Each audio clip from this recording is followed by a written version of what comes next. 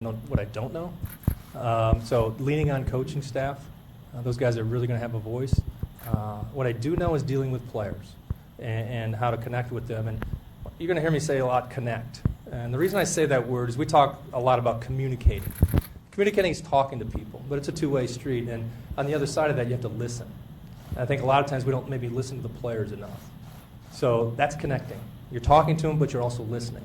And that's what I look forward to. So there are going to be some bumps in the road. I understand that, but there's only one way to get experience. That connection, Scott, how much of that comes from your playing experience, and how much of that comes from the roles you've taken on after your playing career is done? Yeah, it's a good question. I think there's a reason, the catchers end up in the dugout. You all see it.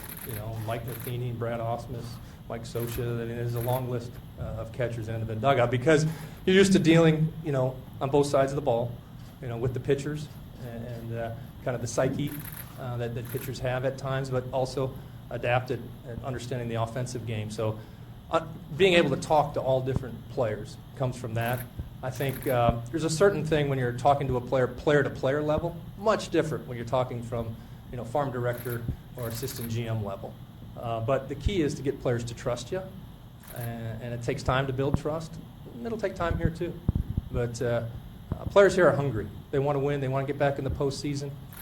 I believe I know the American League West almost as good as anybody. I've worked on a few of those clubs, so I think we'll be able to put our arms around it.